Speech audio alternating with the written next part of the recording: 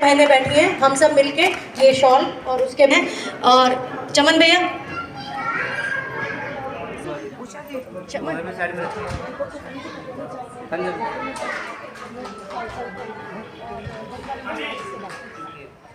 Ward के भी लोग हैं, वो भी मिलना चाह रहे हैं आपसे। जोरदार ताली बजा के स्वागत करेंगे हमारे भाई अंकित अलग जी का, क्योंकि अब की बार नेता नहीं सेवक ही आएंगे। सबके लिए माला के लिए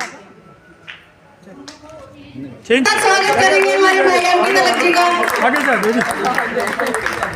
आगे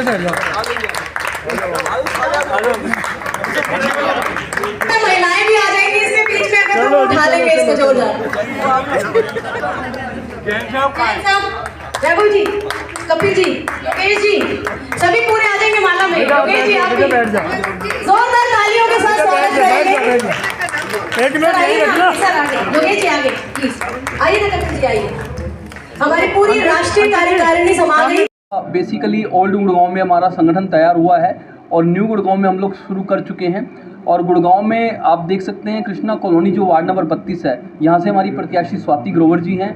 दूसरा हमारा जो वार्ड है जैकमपुरा जिसके अंतर्गत आता है, उसमें हमारी नरेंद्र कौर जी को हमने ये मौका दिया है कि वहाँ पे वो संगठन तैयार करें, लोगों की समस्याओं का समाधान कराएं, तो वो भी एक भावी प्रत्याशी के रूप में देखी जा सकती हैं। और अभी हमारी हाल ही में लक्ष्मण विहार से हमारी पार्टी में एक हमारी बहन रेणु महेश्वरी जो एडवोकेट है, वो भी सेवा करना चाहती है समाज की, तो हो सकता है आने वाले समय में उनको भी आप देख सकते हैं भावी उम्मीदवार के रूप में, जनसेविका के रूप में। और आप देख सकते हैं कि जनसेवक क्रांति पार्टी महिलाओं को हिस्सेदारी दे रही है, तो हमारी पहली जो 3 प्रत्याशी हैं वो महिलाएं ही हैं। तो आप देख सकते हैं आने वाले समय में युवा भी प्रत्याशी होगा और महिला भी प्रत्याशी होगी, और हमारे बुजुर्ग, बड़े बुजुर्ग जो भी सेवा करना चाहते हैं वो भी हमारे प्रत्याशी होंगे। अगली बात, सबसे बड़ा सवाल ये आता है कि पार्टी जिस टाइम इलेक्शन टाइम पे बड़े बड़े वादे तो कर देती है, परंतु जब बाद में जब वादे का जब पोस्ट मिलती है, कुर्सी मिलने के बाद लोग भूल जाते हैं। क्या आपकी पार्टी में ऐसा क्या रुझान है? देखिए, मैं यही कहूँगा कि हम जब रात को सोते हैं इस उम्मीद से सोते हैं कि सुबह उठेंगे,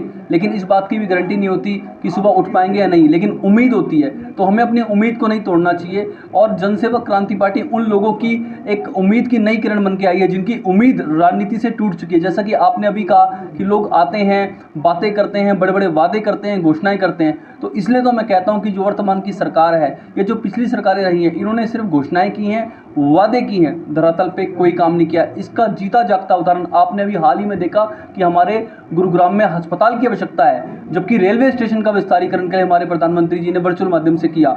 हमारे गुरुग्राम में बस स्टैंड की आवश्यकता है, लेकिन रेवाड़ी में जो शिलान्यास रखा गया एम्स का, ये कहीं ना कहीं हमारी जो सरकार है भविष्य काल में जीती है कि हम करेंगे, लेकिन जो पिछले 10 साल के हैं उसमें इन्होंने कुछ नहीं किया। और आने वाला समय अब जनता और उद्योगपतियों के बीच में, जनता और पूंजीपतियों के बीच में चुनाव होगा, जो जनसेवक क्रांति पार्टी दमखम से लड़ेगी। बहुत बहुत धन्यवाद।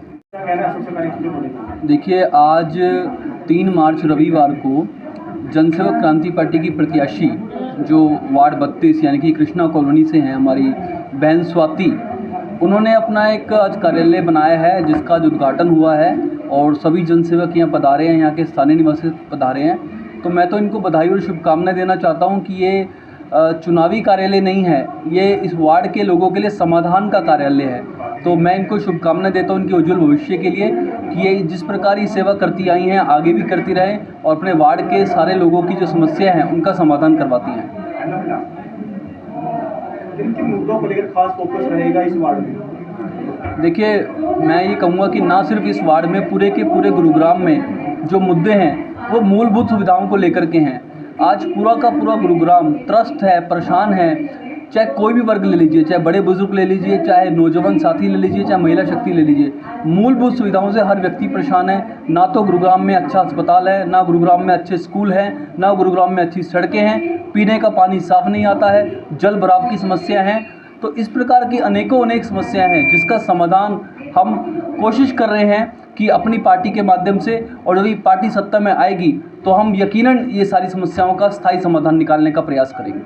बात करें जिस प्रकार युवा आपकी पार्टी से लगातार जुड़ते जा रहे हैं, तो क्या किस प्रकार समाधान आप लेकर चल रहे हैं कि खासकर युवाओं को जोड़ रहे हैं कि युवाओं के साथ तो पार्टी नहीं चल सकती ना, बड़े बुजुर्ग को चाहिए, हर तरह के लोगों को चाहिए। देखिए, हमारे देश के प्रधानमंत्री एक बात कहते हैं कि भारत देश में 65% से ज़्यादा एवरेज जो आयु है वो 29 वर्ष की है, यानी कि युवा की है।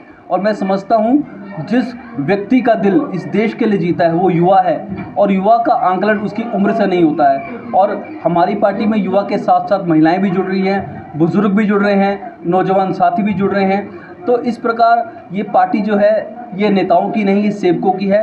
और क्रांति तो शुरू हो चुकी है, क्योंकि एक रसोई चलाने वाली महिला, अपने बच्चों को पालने वाली महिला आज बाहर आ गई है और राजनीति में आ गई है, और खुल करके आ गई है, और अपने गुरुग्राम की जनता का, अपने वार्ड की जनता का समस्याओं का समाधान करना चाहती है, उनकी सेवा करना चाहती है। तो ये कहीं ना कहीं क्रांति की शुरुआत है।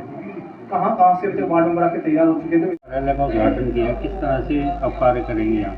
देखिए, सबसे पहले तो आपके चैनल के सभी दर्शकों को मेरा नमस्कार। मैं स्वाति ग्रोवर, जनसेवक क्रांति पार्टी की जनसेविका।